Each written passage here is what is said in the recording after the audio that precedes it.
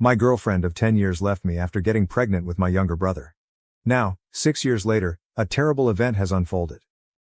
For the past 6 years, I, 32M, have been living apart from my family following a terrible tragedy that split our family. I will try to precisely convey the complete scenario.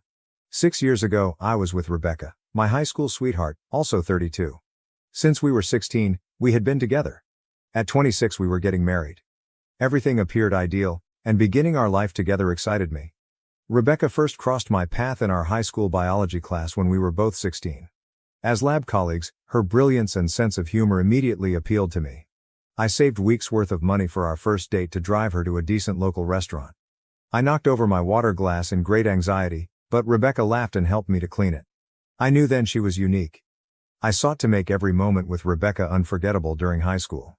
I shocked her with a scavenger hunt across town for her 17th birthday, placing hints at all our favorite sites. Her last hint brought her to our neighborhood park, where I had laid together a picnic with her favorite dishes.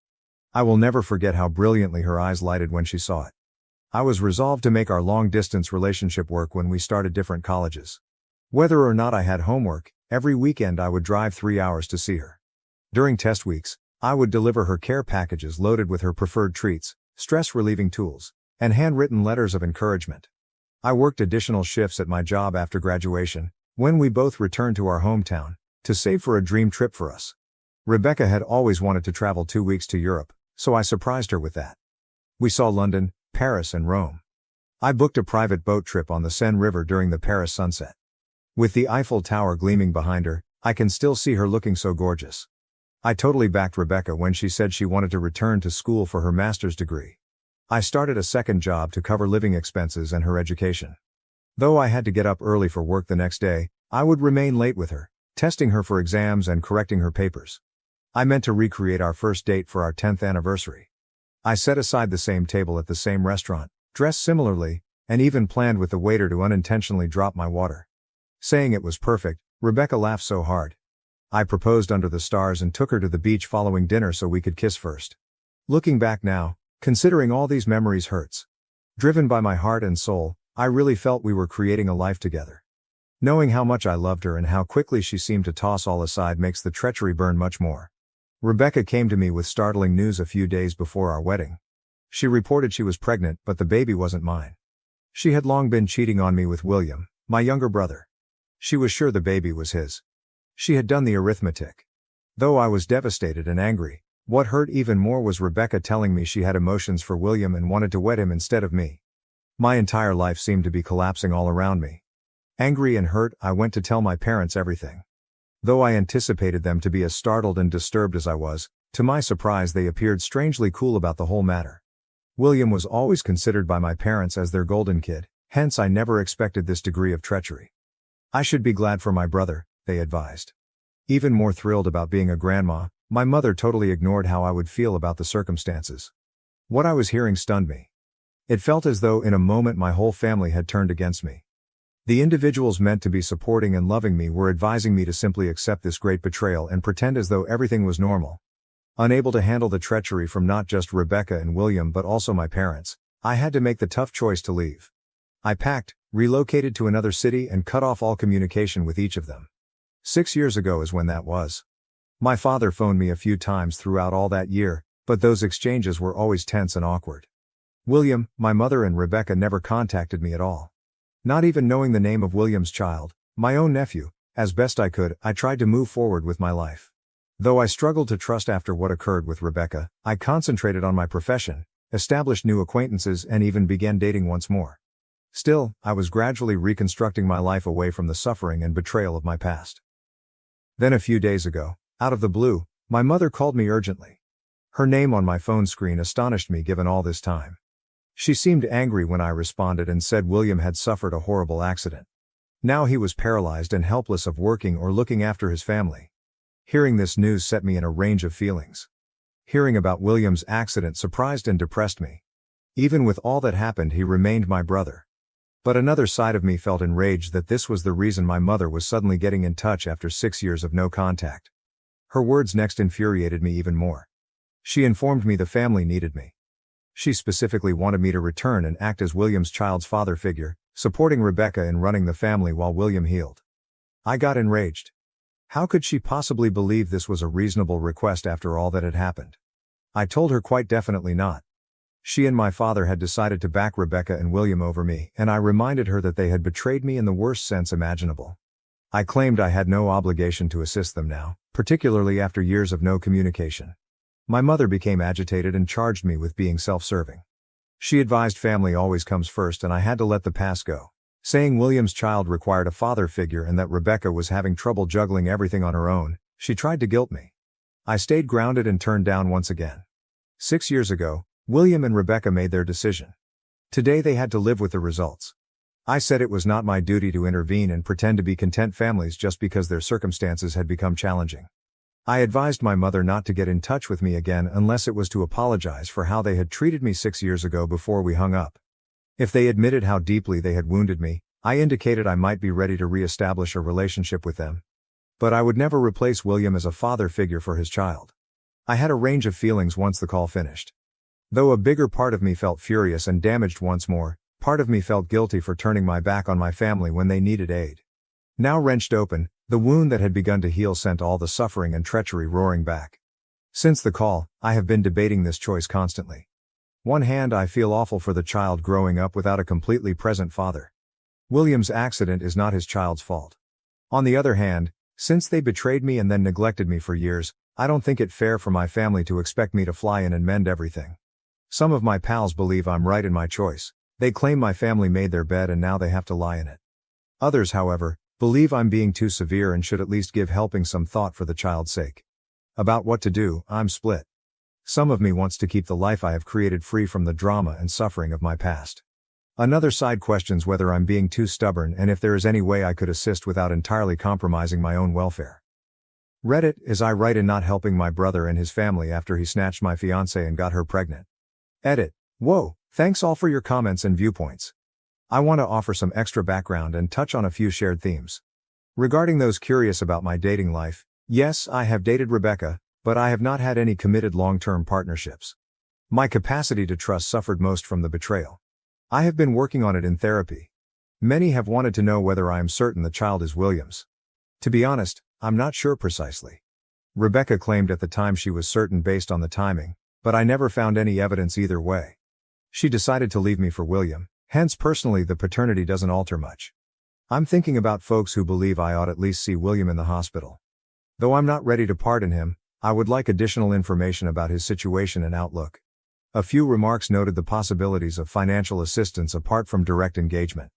I hadn't given this any thought before, but it could be interesting. For those intrigued about my father's calls over the years, they were essentially surface-level exchanges. The relationship stayed tense since he never admitted the damage done or apologized. A few inquired about other family members. Though they reside in separate states and weren't closely involved in the matter, I have a few relatives I still contact. Though most people feel I owe them nothing, assisting might offer me peace. I will give this viewpoint considerable thought. I value it. I appreciate it all once more. Reading your remarks has helped me to consider the complicated and emotionally charged circumstances that exist here. I'll let you know should any noteworthy changes occur. Update. My last post was a couple weeks ago and a lot has happened. I wanted to let you know how things stand. My parents persisted even if my first response to aid was negative. Almost every day my mother phoned. Even my father started getting in touch more regularly. Telling me how much William and his family needed my support, they kept urging me to change my mind. I first disregarded most of their calls and texts, but after weeks of non-stop correspondence, I became tired. Though I was still enraged over all that had transpired, a tiny bit of me was fascinated about William's situation. At last, following almost 3 weeks of this, I made the decision to pay William a visit in the hospital. I reminded myself that was only to find out how severe his illness truly was, not because I was thinking of volunteering. My tummy knotted when I got to the hospital. After not seeing any of my family members personally for 6 years, I wasn't sure how I would respond. William was laying in the hospital bed as I arrived into his room. He appeared pallid and skinny, linked to several devices. To find my once active younger brother in this situation shocked me. My parents as well. With more gray hair and wrinkles, they seemed older than I had recalled.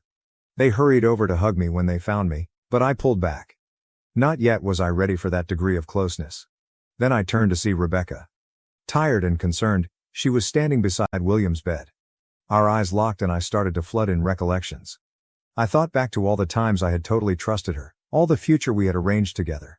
I considered how she had been my confidant, best friend, the one I imagined I would spend my life with.